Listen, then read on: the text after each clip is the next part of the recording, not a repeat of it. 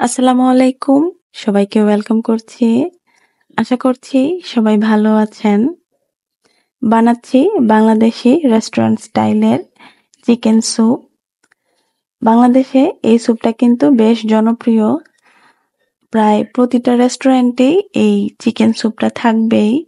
বাহিরের খাবারগুলো আমি যখন বাসায় নিজে বানিয়ে খাই, এই ব্যাপারটা আমার কাছে খুব ভালো লাগে।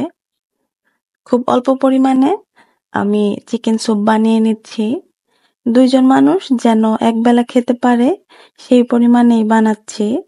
স্যুপ টাইপের খাবারটা কিন্তু শীতকালে খেতেই খুব বেশি ভালো লাগে। গরমকালে আমার কাছে স্যুপ তেমন ভালো লাগে না। আর যেহেতু এটা বাংলাদেশি রেস্টুরেন্ট স্টাইলের স্যুপ, রান্নাটাও ঠিক বাংলাদেশি স্টাইলেই হবে। তো এখানে আমি ধনিয়া, জিরা আর গোলমরিচ গুঁড়া দিয়েছি। সাদা কালো ২ টাই দিয়েছি। যেহেতু চিকেনের পরিমাণ খুব কম, মশলাও খুবই কম যাবে। আর স্যুপের মতো খাবারে মশলা তো এমনিতেও খুব বেশি দেওয়ার কোনো দরকার নেই। মশলার সাথে চিকেনটা খুব ভালো করে কষিয়ে নিলে চিকেনটা খেতে খুব ভালো লাগবে।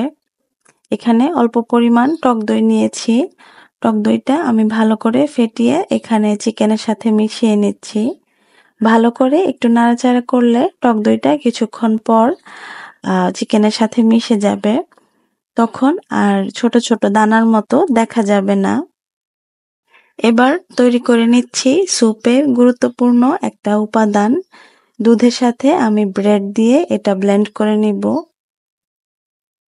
ব্রেড মেশানো দুধটাই এই স্যুপটাকে ঘন করতে সাহায্য করবে।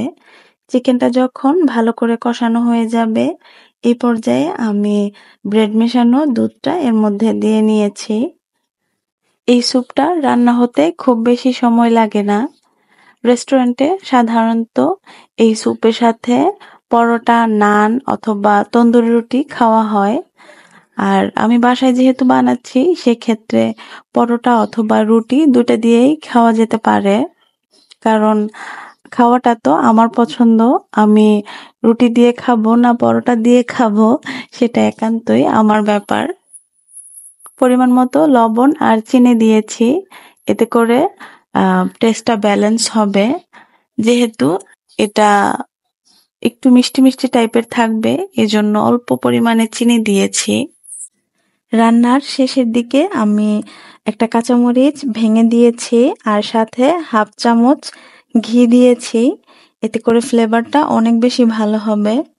যেহেতু ঝাল খুব বেশি পছন্দ করি না, সেজন্য ঝালটা কম রেখেছি। আর রেস্টুরেন্টে কিন্তু কেওড়া জলটা দেওয়া হয়। যেহেতু বাসায় নিজেদের জন্য বানাচ্ছি আর কেওড়া জলটাও বাসায় অ্যাভেলেবেল নেই, সেজন্য আমি এটা স্কিপ করেছি। তৈরি হয়ে গেছে মজাদার রেস্টুরেন্ট স্টাইলের চিকেন স্যুপ।